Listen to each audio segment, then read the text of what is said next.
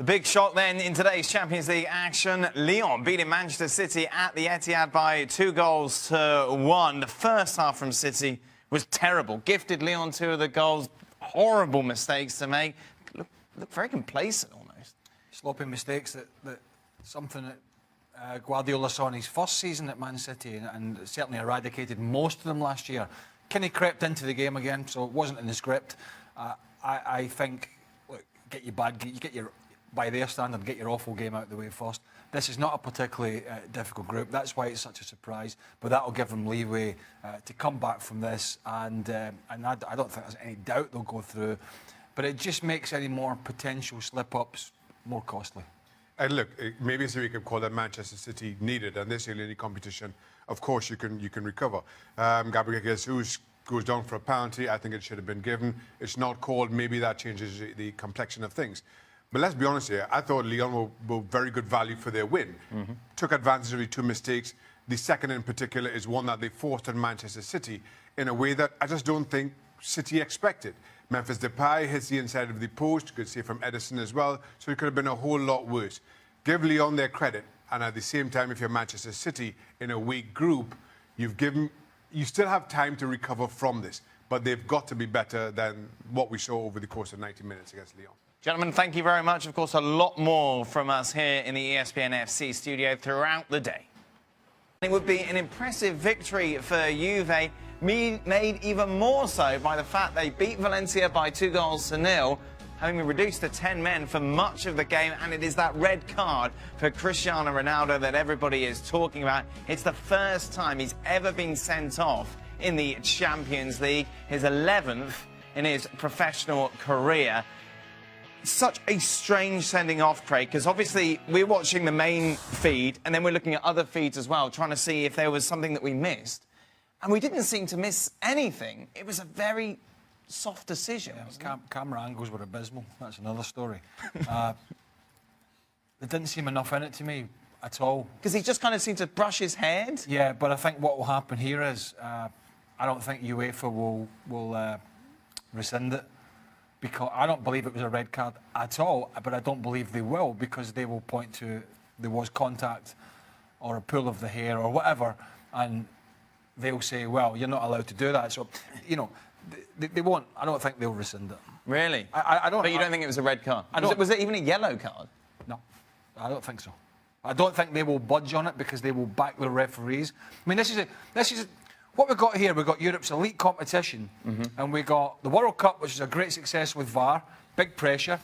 We've got most of the leagues in Europe, most of the leagues with VAR, and here we have the elite of the elite, and we're relying on a couple of extra officials with their sticks behind the goal, which I know they maybe like last night in the Liverpool's game they got some decisions correct, but we're talking about one of the greatest players in the world here in a competition that they're trying to win and why he's at the club, and I think that could have potentially cleared that up. I think, was it a red card, Chet? No, not for me. I agree wholeheartedly with everything Craig says, including the fact that I don't think UEFA turned this over for two reasons. One is Cristiano Ronaldo, and the concern is if they do, all of a sudden they'll be accused of showing preferential treatment to one of the biggest stars in the competition. And secondly, I always feel that there has to be real need to overturn a referee's decision. He does make contact with the opponent's head, and that will be enough for them. Again, I think it's an absolutely horrendous decision. I hope that UEFA do the right thing and overturn it, but it will surprise me if they do. Gab Marcotti with us. Gab, was it a red card? No, it was nowhere near a red card. But I think in terms of rescinding it, as I understand UEFA's policy, they can't rescind it because the match official saw the incident. There's no. It's purely a question of interpretation. They can't afterwards look at the pictures and say, "Well, you interpreted this wrong."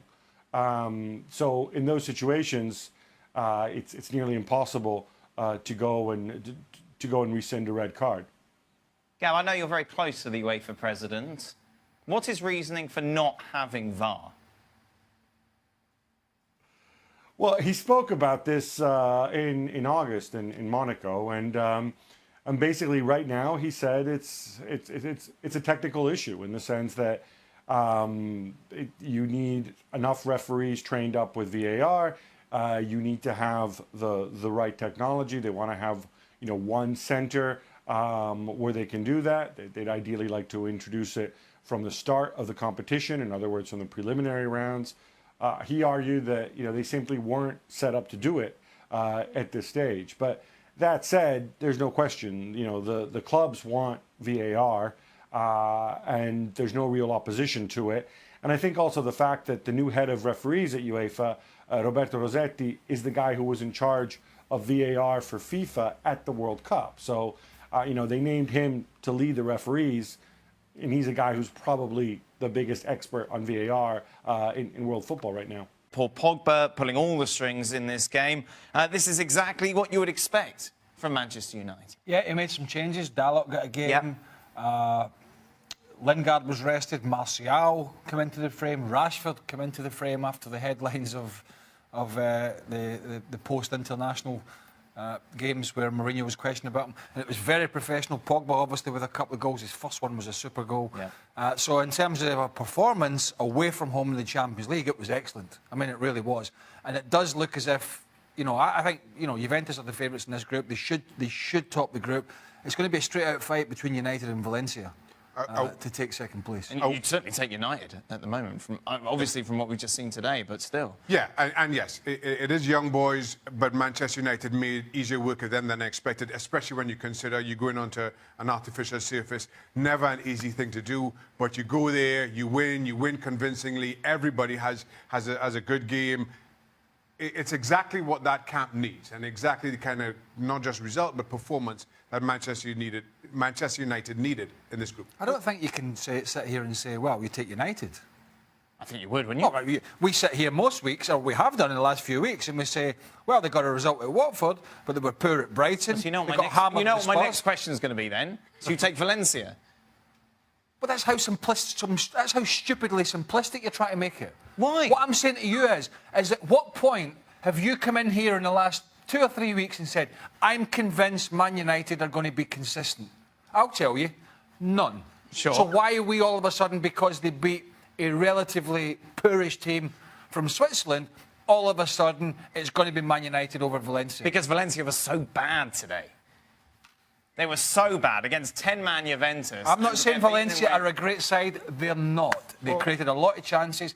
Juve are a strong outfit. What I'm saying is, you can't just throw it out there that, United are just going to wipe Valencia away. I don't think I said that. I just said I'd take United.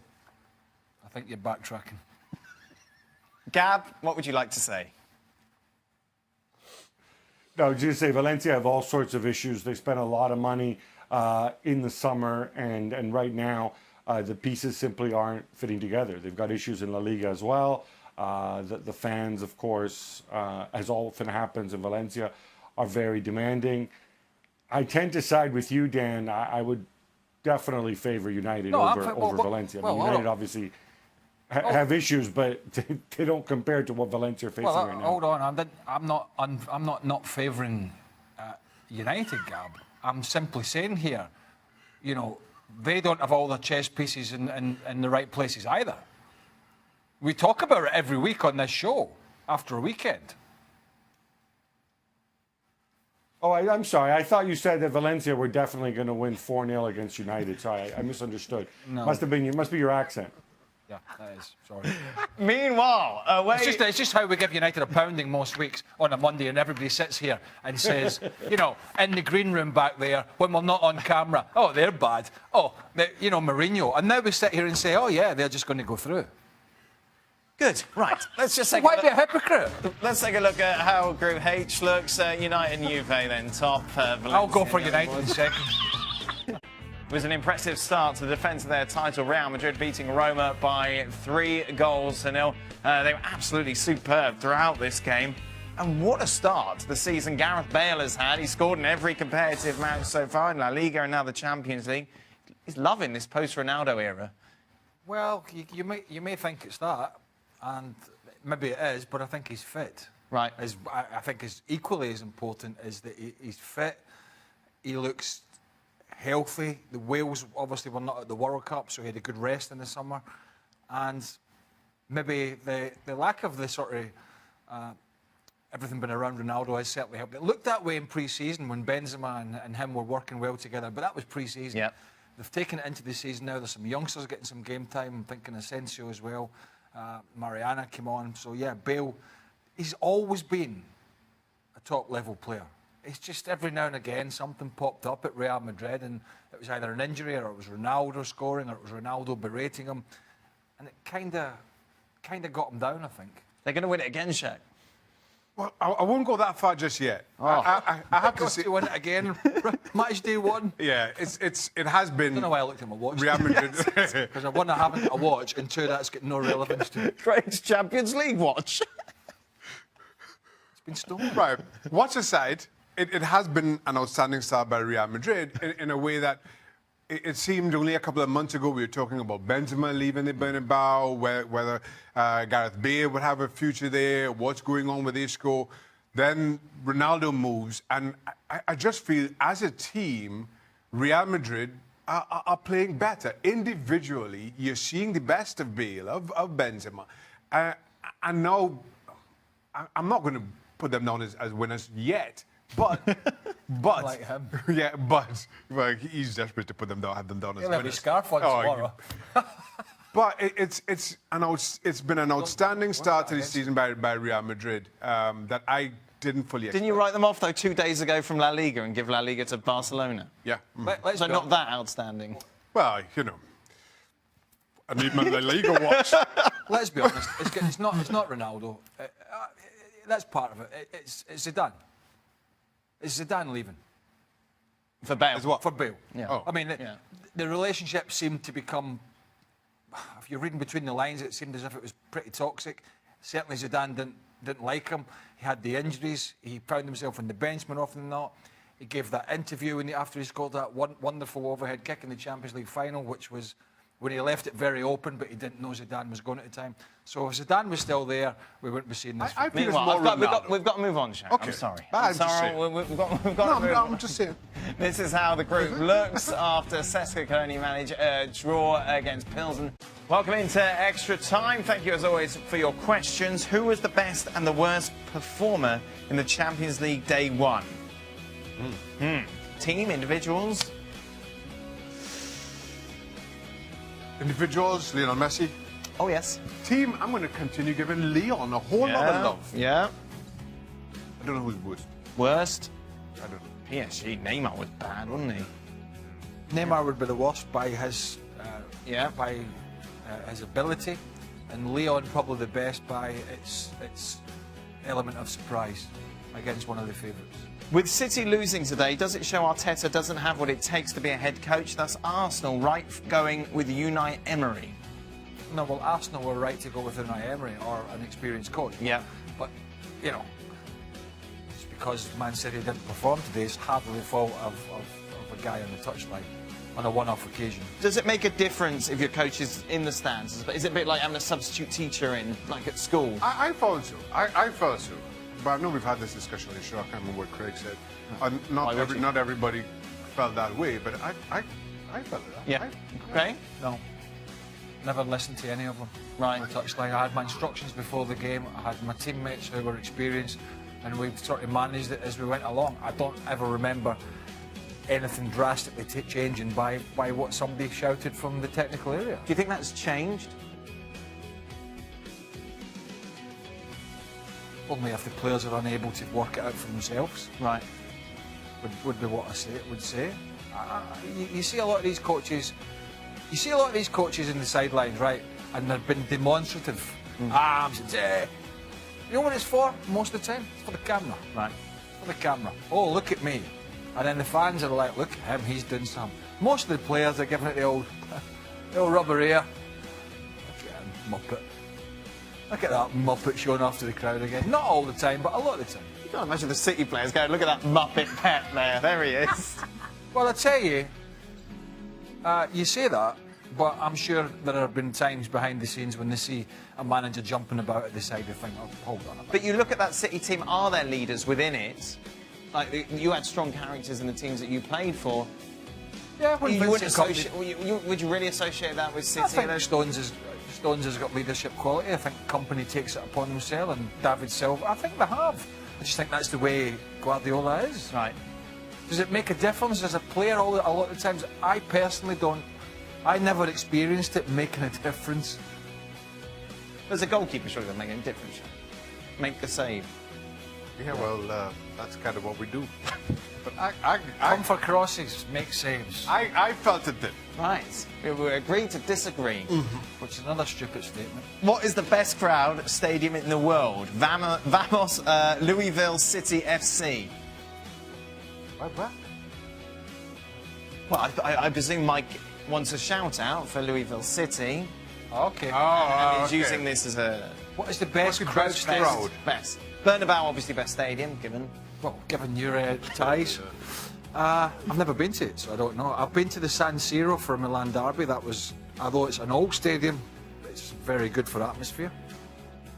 Old Firm, surely, when it comes to atmosphere for a game that you played in. Not really, no. No? It was Really? well, no, Old Firm's a great atmosphere. Yeah. But Well- games you played in, surely that was the Oh, most... played in? Yeah. Well, Scotland, England would be big. Right. Scotland, Brazil must have been pretty intense as well. Yeah, that was intense, but it wasn't a derby, obviously. No, but it doesn't have to be a derby. Stade de France, that game, so that At was... the France. Well, what do you want me to call it? I'll do the French around here. All right. Jacques? St James's Park was always good. Yes. That season. That's true. I always loved playing at Anfield. Right. I felt Yeah. those fans were the best to play in front of. And you as played in the an away ground. 4-3, yeah? Or did you sat on the bench in the 4-3? Well, there were three. There were three? Two or three. I've definitely played in one and just definitely on the bench for one. Right. I can't remember if there was a third. It might have been three, you know. Because there was Collymore one, wasn't it? Yeah, I was on the bench for that one. Right. There was a second one at Anfield that yeah. Okay. There's a lot of good grounds around. I mean, you could go to South America and talk about atmospheres, and, Of course. That Louisville City is but I've not been there. a hell of a ground, Yes. Louisville City. That brings us to the end. That wasn't many questions. Oh, I would keep it brief. We've had a long day. Do you want to stay longer? Are you producing again? I can't make up questions. Well, why have you only got two? He's I've got got to put on three. his I asked Real three Madrid questions. shirt. Did you ask three? Yes. He's got to go and put on his Real Madrid shirt. That is it. It's the day. That's three questions. Got to do what with it? Put it on. Might have it on, Shaq.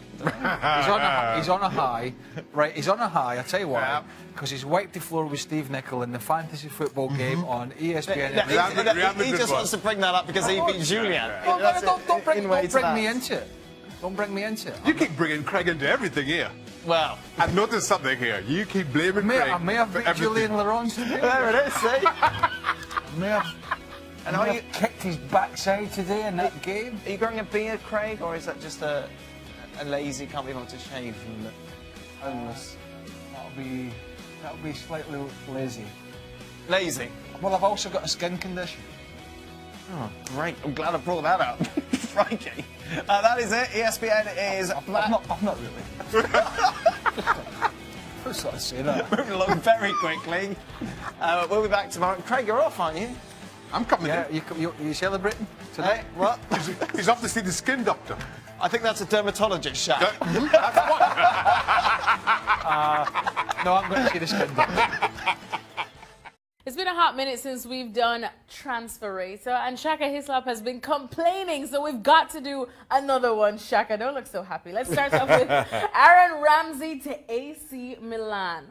This one all because Ivan Gazidis has moved to Milan, and now you put two and two together, and Ramsey's contract is up next summer. But still, I just feel that if Aaron Ramsey does leave Arsenal, it won't be in following Ivan Gazidis. I'm going to put that down as a miss. Well, speaking of Gazidis leaving Arsenal and new people taking over, there's this link, and word is Christian Pavon from Argentina, after a decent World Cup for the youngster, the young winger, could be Arsenal's top target now. Hit Well, or miss? named in a decent Argentina squad, young, talented, fits the profile for Arsenal, whether Unai Emery is trying to change that or not. And as I look at this, it makes sense because I feel that Aubameyang and Lacazette are building a good relationship up front. This gives them another option. I know they've got Welbeck there, but you know his injuries. This gives them another option to maybe play three up front, which you're seeing a lot of clubs do nowadays. So it makes sense. So I'll put that down as a hit. Now, I would think Isco would make a hit in any team. Yeah. Who wouldn't want this star? But would Juventus be a good fit for him? You're right. Isco fits in anywhere. I put this down as a miss simply because I think Isco is a lifer at Real Madrid. I don't see any reason for him to go anywhere else. I see no reason for Real Madrid to start thinking about life after Isco. I think he's there for a while. If it was up for me, he'd be there for life. Nicolas Pepe now to Manchester United. Hit or miss? I'll put this down as a hit because Manchester United have been looking for a winger for so long. Pepe started the season well, scored a hat-trick against Amiens in Lille's last outing. 2 of those were penalties.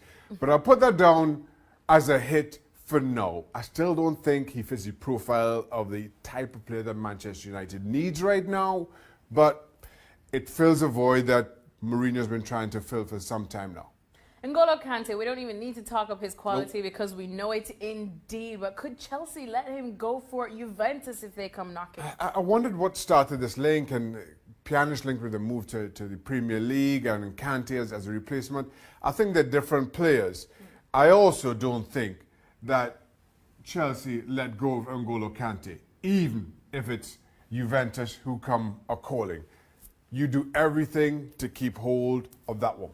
Absolute quality he is. Thanks so much to Shaka Hislop. So only 2 hits for the big man today, but we'll continue tracking all of these rumors to see if they eventually happen or not in the transfer windows here at ESPNFC.com. Shaka Hislop is joining me as we focus on the Europa League because, yes, it is back and it will feature 2 London clubs from the Premier League, Shaka, Arsenal and Chelsea. Let's start off with Arsenal. A lot of restructuring going on post-Arsene Wenger and whatnot. So how much focus do you expect them to have on the Europa League, or should they just prioritize getting back in the top 4? Right now, I'm not absolutely certain. And I say that because I think Arsenal are a longer way than I expected them to be to getting back into the top 4. Unai Emery is still figuring things out. I still think that there are more changes to come before you can see Arsenal seriously contending at the top end of the table.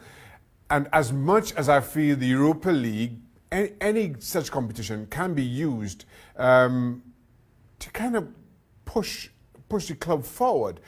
I'm not sure it's exactly what Arsenal need right now.